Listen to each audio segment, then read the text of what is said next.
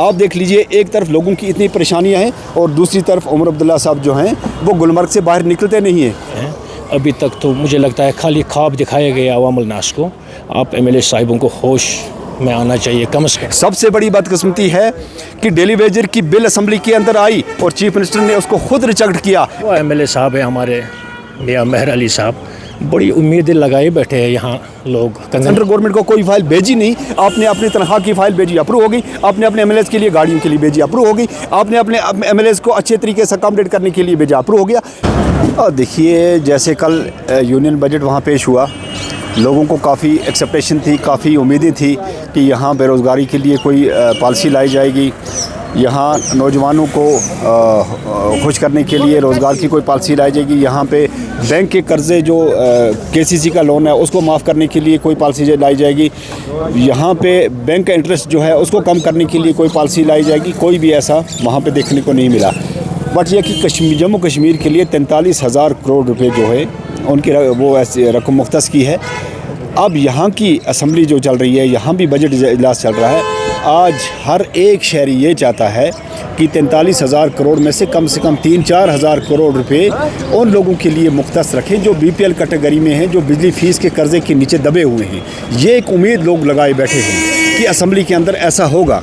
और मैं आवाम की तरफ से असम्बली के जितने भी नुमाइंदगान हैं उनसे ये गुजारिश करूँगा कि असम्बली जो है ये जम्मू कश्मीर के फ्यूचर का फ़ैसला करती है, जम्मू कश्मीर के नौजवानों के हकूक़ का फ़ैसला करती है, जम्मू कश्मीर की आवाम का फ़ैसला करती है। अगर असम्बली के अंदर आप आवाम की बात नहीं करेंगे, आवाम के लिए कोई अच्छी पॉलिसी नहीं लाएंगे, आवाम के लिए कोई बेहतर कानून नहीं बनाएंगे, तो फिर आपका एमएलए बनना और आवाम का बनाना कोई माने नहीं रखता है। अगर आप असम्बली के अंदर ऐसा नहीं कर सकते तो इसका मतलब है कि आप आवाम के साथ नाइंसाफ़ी करोगे। अगर आप एक गरीब से वोट लेकर फिर जो एक्सेप्टेशन गरीब को थी, जो उम्मीदें गरीब को थी, अगर वो उस पर खरा नहीं उतरते तो इसका मतलब है कि यहाँ के सियासतदान जो हैं इन्होंने आवाम को यहाँ पे अपना गुलाम बना के रखा हुआ है। आप देख लीजिए, हर एक एमएलए ने असम्बली इलेक्शन से पहले ये कहा था कि आप हमें वोट दें, हम हुकूमत संभालते ही आपकी बिजली फ़ीस का कर्जा माफ़ करेंगे, आपको 1 लाख नौकरियाँ दे देंगे, आपको 12 गैस सिलेंडर दे देंगे।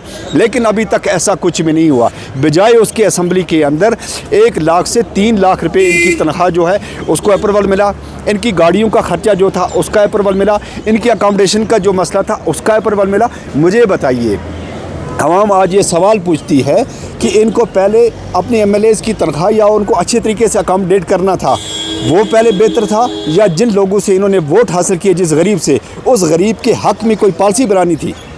ये आज लोग पूछते हैं जम्मू कश्मीर के नुमाइंदों से जिनको वोट दिया है। आज वो वोटर पूछता है, आज वो लोग पूछते हैं कि सबसे पहले हमारे हकूक़ के लिए कोई कानून बनाना था या कि इन्होंने अपने मफादात के लिए अपने आप को अकोमोडेट करने के लिए कानून बनाना था। आज फिर एक बार जम्मू कश्मीर के लोग, आज असम्बली सेशन चल रहा है और बजट सेशन चल रहा है, आज जम्मू कश्मीर के लोगों की तरफ से हम बात करेंगे। मैं जम्मू कश्मीर के लोगों की जो उमंगें हैं, जो उम्मीदें हैं, जो उनकी तमन्ना है, मैं उनकी ये तर्जुमानी करते हुए ये कहूँगा तमाम एमएलए से, ख़ासकर हमारे जो कंसर्न एमएलए हैं उनसे कहूँगा कि आप असम्बली के अंदर एक बिल लाएँ जिसके अंदर लोगों के मफाद की बात हो, गरीब के मफाद की बात हो, नौजवान के रोज़गार की मफाद की बात हो, और ख़ासकर जो सेंट्रल गवर्नमेंट ने बजट दिया है, जो पैसा दिया है इसको यूटी गवर्नमेंट जम्मू कश्मीर को, उसमें से एक इतनी रकम बजट के अंदर मुख्तस रखें जिन बीपीएल कैटेगरीज पे बिजली फ़ीस का कर्जा चढ़ा हुआ है, जिनके लोन के केसेस जो हैं वो डिफ़ॉल्ट हुए हैं, जो किसी न किसी बुनियाद पे लोन नहीं भर पाए, उनकी मुसीबत को दूर करने के लिए सरकार की ज़िम्मेदारी बनती है, ये सरकार का फ़र्ज़ बनता है। अगर सरकार ऐसा नहीं करती तो फिर किस चीज़ की सरकार है? फिर लोग देख कर रखेंगे, सोच के रखेंगे, आने वाला वक्त जो है वो उसमें सही फ़ैसला होगा। अगर इस वक्त नेशनल कॉन्फ्रेंस वाले ये कहते हैं कि बीजेपी वाले हमें कुछ करने नहीं देते, तो इसका मतलब है कि फिर लोगों को सोचना पड़ेगा, फिर लोग डायरेक्टली बीजेपी के साथ क्यों ना करें। यहाँ जो कुछ छीनना था जम्मू कश्मीर का, 370 था, यहाँ का तशख़्ख़ुस था, वो ख़त्म हो गया है, अब उस पर बात ही नहीं करेंगे। अब भी कहते हैं कि बीजेपी वाले हमें करने नहीं देते, तो फिर लोगों को सोचना पड़ेगा। फिर तो सीधी सी बात, अगर बीजेपी वाले करने नहीं देते तो इसका मतलब है कि लोगों को डायरेक्ट बीजेपी के साथ रब्ता करना पड़ेगा। अगर ऐसा नहीं है तो ये अपने लिए बिल पास कर सकते हैं, अपनी तनख्वाहों की बढ़ोतरी के लिए बिल पास कर सकते हैं, अपनी आप को अकोमोडेट करने के लिए सब कुछ कर सकते हैं, तो एक गरीब के लिए क्यों नहीं कर सकते? गरीब के लिए इनके हाथ किसने बांधे हैं? जनाब, गरीब के लिए किसी ने आपके हाथ नहीं बांधे हैं। इस सिर्फ आपको डेडिकेशन चाहिए, आपको हमदर्दी चाहिए। अगर आप जम्मू कश्मीर के वाकई हमदर्द हैं तो आपको असम्बली के अंदर कानून पास करके आप भेज दें एलजी साहब को, आप भेज दें सेंट्रल गवर्नमेंट को। अगर नहीं अप्रूवल होता है तो जम्मू कश्मीर की आवाम भी देखेगी कि वाकई ये बेबस हैं, इन्होंने अप्रूवल के लिए भेजा और एलजी साहब ने पास नहीं किया। लेकिन अभी तक आपने आवाम के किसी मफाद की कोई फाइल एलजी साहब को भेजी नहीं, आपने सेंट्रल गवर्नमेंट को कोई फाइल भेजी नहीं। आपने अपनी तनख्वाह की फाइल भेजी, अप्रूव हो गई। आपने अपने एमएलएस के लिए गाड़ियों के लिए भेजी, अप्रूव हो गई। आपने अपने एमएलएस को अच्छे तरीके से अकोमोडेट करने के लिए भेजा, अप्रूव हो गया। चीफ मिनिस्टर साहब ने अपने लिए एडवाइज़र जो है सरकारी नौकरी दोबारा नासिर ज़मानी साहब के लिए अप्रूवल भेजा, वो अप्रूव हो गया। तो आवाम के लिए क्यों नहीं होगा? आवाम एक गरीब के लिए क्यों नहीं होगा? इसका सीधा सा मतलब है कि आवाम के साथ ये सरकार खिलवाड़ कर रही है और आवाम के खून पे ये जो है शब खून मारा जा रहा है। आवाम की बात नहीं कि सिर्फ अपनी कुर्सियों के लिए अगर बने हैं तो वो बता दें। अगर आवाम के लिए बने तो फिर असम्बली के अंदर आवाम की बात करनी पड़ेगी, असम्बली के लिए आवाम के लिए कानून पास करना पड़ेगा। यही उम्मीद रखते हैं आज लोग, और मैं आवाम की तरफ से यही एमएलए से गुजारिश करूँगा कि वाकई आप आवाम के हमदर्द हैं तो असम्बली के अंदर अपना रोल निभाइए और कानून पास करिए गरीब के लिए। तो आवाम भी देखेगी, हम भी देखेंगे कि आप कितने हमदर्द हैं। अगर नहीं करते तो आवाम देखेगी और इसका सही वक्त पे सही फैसला किया जाएगा। ये तो हम पहले से बोल रहे हैं, ये तो बिल्कुल सेंट्रल गवर्नमेंट की और रियासती यहाँ पे जो यूटी गवर्नमेंट है, इनका आपस में ताना बाना सब कुछ एक ही है। ये मिले हुए हैं सिर्फ आवाम को बेवकूफ़ बनाने के लिए। आप देख लीजिए उमर अब्दुल्ला साहब को जितना प्रोटोकॉल है उसके लिए रात उमर अब्दुल्ला साहब चिट्ठी लिखते हैं, सुबह उसका अप्रूवल मिल जाता है। एक भी चिट्ठी लिखे उमर अब्दुल्ला साहब जो यूनियन मिनिस्टर को लिखी हो कि जम्मू कश्मीर में बीपीएल कैटेगरीज के लोग जो हैं वो बिजली फीस के कर्जे के नीचे दबाए हुए हैं, आप हमें कुछ मुराद दीजिए, एक चिट्ठी नहीं मिलेगी। बिल्कुल झूठ है। एक भी चिट्ठी नहीं मिलेगी जम्मू कश्मीर के चीफ मिनिस्टर की तरफ से कि सेंट्रल गवर्नमेंट को लिखी हो कि यहाँ के बेरोजगारों के लिए कोई पॉलिसी बनाई जाए। एक भी चिट्ठी नहीं होगी। एक भी चिट्ठी नहीं होगी कि यहाँ के 12 सिलेंडर गैस के लिए हमें अप्रूवल चाहिए, कोई चिट्ठी नहीं होगी। यहाँ के राशन के लिए कोई भी चिट्ठी, कोई भी फाइल आपने बना के सेंट्रल गवर्नमेंट को ना दी है, ना एलजी साहब को दी है। सिर्फ डंडोरा पीट रहे हैं मासूम बनने के लिए, लोगों का साथ के लिए, लोगों की हमदर्दी हासिल करने के लिए। हमारे पास है नहीं जी। अगर आपके पास है नहीं तो आपने तो कोशिश करनी है ना। आपने कोई फाइल भेजी है, नहीं भेजी। आपने असम्बली के अंदर कानून लाया, नहीं लाया। सबसे बड़ी बदकिस्मती है कि डेली वेजर की बिल असम्बली के अंदर आई और चीफ मिनिस्टर ने उसको खुद रिजेक्ट किया। इससे बड़ी बदकिस्मती कहाँ की होगी और इससे बड़ी डिक्टेटरशिप कहाँ से देखने को मिलेगी? असम्बली के अंदर किसी एमएलए ने बिजली फीस के बारे में एक बिल लाई थी, शायद गालिबन फयाज मीर साहब ने, उसको रिजेक्ट कर दिया। तो फिर कहते हैं कि हमारे पास है नहीं। जनाब, आप असम्बली के अंदर डिस्कस तो करो ना इन चीज़ों को। आप असम्बली के अंदर कानून तो बनाइए ना इन चीज़ों के लिए। आप असम्बली के अंदर इन चीज़ों को आने नहीं देते।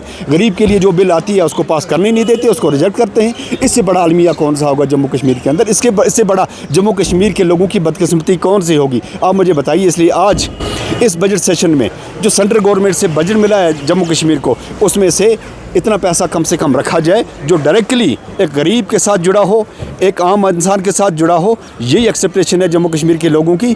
अदरवाइज़ आप ऐसी पॉलिसियाँ बनाएंगे जो पैसा कल वापस पॉलिटिशियन के पास, ब्यूरोक्रेसी के पास आ जाए। आवाम देख रही है आज अच्छे तरीके से, और आवाम वक्त पे इंशाअल्लाह रहमान इसका हिसाब लेगी और वक्तन फ़वक्तन आवाम को एक्सप्लेन किया जाएगा और आवाम को समझना पड़ेगा हर एक बात को कि कौन इंसान कौन सी बात करता है, उसका वज़न क्या है, उसकी गहराई में जाना पड़ेगा। आवाम को भी सोचना होगा। अगर आवाम नहीं सोचेगी तो आवाम अपने पाँव पे खुद जैसे कुल्हाड़ी मारी है, आने वाले वक्त में भी आवाम ऐसे ही कर सकती है। लेकिन आवाम को हर चीज़ नोटिस करनी पड़ेगी। मेरी आवाम से गुजारिश है कि हुकूमत की एक एक चीज़ नोटिस करें, हुकूमत की एक एक चीज़ को देखें कि असम्बली के अंदर सबसे बड़ा इदारा जम्मू कश्मीर का जो है वो रियासती असम्बली है। जो भी असम्बली के अंदर पास होगा वो आवाम के हक़ में होगा। अगर ऐसा नहीं होता है तो इसका सीधा सा मतलब है कि यहाँ की पॉलिटिशियन जो है ये सिर्फ अपने मफाद के लिए, अपने मकसद के लिए इक़्तिदार में आई है, आवाम के हक़ में नहीं। आप देख लीजिए, एक तरफ लोगों की इतनी परेशानियाँ हैं और दूसरी तरफ उमर अब्दुल्ला साहब जो हैं वो गुलमर्ग से बाहर निकलते नहीं हैं, वहाँ खेल कूद में लगे हैं, आशी में लगे हैं। क्या एक कौम के रहनुमा का यही काम होता है? क्या हज़रत उमर ने यही को उम्मत को सिखाया है? हम पूरे मुल्क की बात नहीं करेंगे, लेकिन जम्मू कश्मीर का सीएम है, ये एक मुसलमान मेजॉरिटी, एक मुसलमान सीएम है। इसको कम से कम अपने असलाफ की तरफ तो देखना चाहिए, उस दुनिया के उस बड़े हुक्मरान की तरफ देखना चाहिए जिसके लिए महात्मा गांधी ने कहा था कि मैं पूरे मुल्क में हज़रत उमर जैसी हुकूमत करना चाहता हूँ। ये महात्मा गांधी हिंदुस्तान के सबसे बड़े लीडर ने कहा है। तो उमर अब्दुल्ला उसी उम्मत में से हैं। कम से कम ये देखना चाहिए कि हज़रत फ़ारूक आज़म का क्या कौल है, उनका हुकूमत करने का क्या तरीका है। और एक तरफ दुनिया मर रही है, एक तरफ गरीब मर रहे हैं, गरीब को खाना नहीं मिल रहा, और दूसरी तरफ इस कौम का रहनुमा और लीडर जो है वो गुलमर्ग में अयाशियाँ कर रहा है और खेल कूद रहा है। ये उम्मत का लीडर हो सकता है? ये मुस्लिम मेजॉरिटी में इसका रियासत का लीडर बन सकता नहीं बन सकता है। ये सबसे बड़ी बदकिस्मती है जम्मू कश्मीर के लोगों की, जिन्होंने ऐसी क़यादत को चुन के अपने सर पे बिठाया है। ये बिल्कुल भी इस लायक नहीं थे, जिनको अपनी कौम की फ़िक्र ना हो, अपनी आवाम की फ़िक्र ना हो, नौजवान की फ़िक्र ना हो, बूढ़ी माँ की फ़िक्र ना हो, बूढ़े माँ बाप की फ़िक्र ना हो, तो वो इस कौम की लीडरशिप कर ही नहीं सकता है। लेकिन बदकिस्मती की वजह से आ गया। अगर आ गया है तो फिर असम्बली के अंदर वो चीज़ करें जिसके लिए जम्मू कश्मीर के लोगों ने उनको वोट दिया है। पहले तो हम वेलकम करते हैं आपके चैनल हर जगह अवामुल नास की जो भी कहीं पे पब्लिक डिमांड होती है, सुनवाई होती है, आपके चैनल के वसादत से पहले तो हम शुक्रगुजार आपके हैं।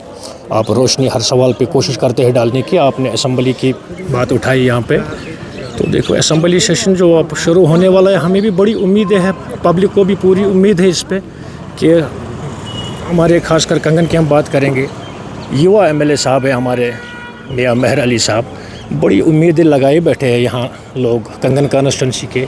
या अगर हम गांदरबल की बात करेंगे कि वहाँ पे बिजली का मुद्दा जो है ये सबसे बहुत बड़ा मुद्दा है, बहुत देरीना मांग है बिजली डिपार्टमेंट के साथ।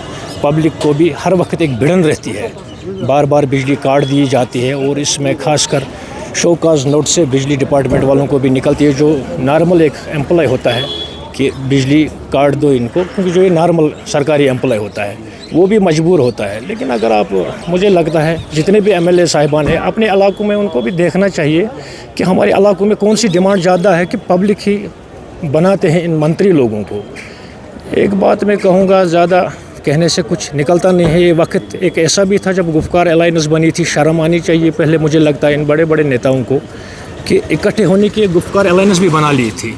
लेकिन जब कुर्सियों की बात आई, इनको कुर्सी मिलने के लिए तो गुफ्कार अलायंस तो इन्होंने मेरे हिसाब से तो वो आसमान पे चढ़ा दी अपने कुर्सियों के लिए। लेकिन मुझे लगता है आप आवाम भी बाशऊर है, कोशिश रखनी चाहिए तमाम MLAs को। खासकर अगर हम कंगन MLA साहब की बात करेंगे, उनसे थोड़ी सी बातचीत भी हुई थी इस बारे में कि फार फ्लंग एरिया है अपना कंगन जो है, तो इस पर नज़रसानी होनी चाहिए। जितना भी बकाया जाता है बिजली फीस है तो वो माफ़ होना चाहिए, खासकर BPL और AY कैटेगरी को। ये उससे उमर साहब से भी मुझे लगता है बात उठानी चाहिए। जितने भी MLA साहब हैं अपने अपने कॉन्स्टिट्यूंसी में, लोग भी मसले देखें, अपने MLA साहब को बता दें क्या मामला है। लेकिन कंगन की बात अगर हम करेंगे, खासकर गुंड ब्लॉक है, कंगन ब्लॉक है, तो मुझे लगता है इस पर बात उठानी चाहिए सारे MLA को। खासकर कंगन MLA से भी गुजारिश रहेगी, तो बिजली फीस जितना भी बकाया जाते वो माफ़ होना लाजमी है। और मुझे ऐसा लगा कि नेशनल कॉन्फ्रेंस ने मैदान मार लिया जम्मू कश्मीर की। अगर हम बात करेंगे, खासकर कश्मीर की बात अगर करेगा, पूरी नेशनल कॉन्फ्रेंस ने मैदान मार लिया, भारी अक्सरियत से अपनी सीटें हासिल की। मुझे लगता है उस हिसाब से नेशनल कॉन्फ्रेंस को भी ये सोचना चाहिए। सदियों से हुकूमत करते आए नेशनल कॉन्फ्रेंस में, कोई दो राय नहीं है। लेकिन अब एक मुद्दा है गरीबों का, कम से कम इस पर भी नज़रसानी होनी चाहिए। बजट सेशन अभी आज तो शुरू हुआ, कोई बात उठी नहीं। बड़ी अफसोस से ये कहना पड़ता है हमें पूरे अवामुल नास की तरफ से कि इस पर ध्यान देना चाहिए MLA साहिबों को भी है। अभी तक तो मुझे लगता है खाली ख्वाब दिखाए गए अवामुल नास को। आप MLA साहिबों को होश में आना चाहिए, कम से कम पूरी तरह से अपने कॉन्स्टिट्यूंसी में ध्यान से। जितने भी आप बजट आने वाले हैं, मुझे लगता है ये बड़े बड़े प्रोजेक्टों के लिए डिमांड्स रखेंगे, लेकिन साल टू साल एक बजट होता है। देखिए, जब कोई बड़े प्रोजेक्ट मैनेज करेंगे कहीं पे, वो ऑलरेडी वो डिफंग रहता है, वो एक साल में कंप्लीट, कहीं यूनिवर्सिटी बनानी हो वो तो साल में कंप्लीट हो नहीं रही है, फिर कहते हैं फंड्स लैप्स हो गए। तो इसीलिए खासकर MLA साहिबों को ये सोचना चाहिए हमारी कॉन्स्टिट्यूंसी में प्रॉब्लम क्या है, पहले उस पर नज़रसानी होनी चाहिए। बड़ी प्रोजेक्टों से मुझे लगता है इन छोटे प्रोजेक्टों पर अगर वो नज़रसानी करे, गरीब आवाम को कोई फ़ायदा आए, तो बड़ी बात मुझे लगता है यही है आवाम के लिए।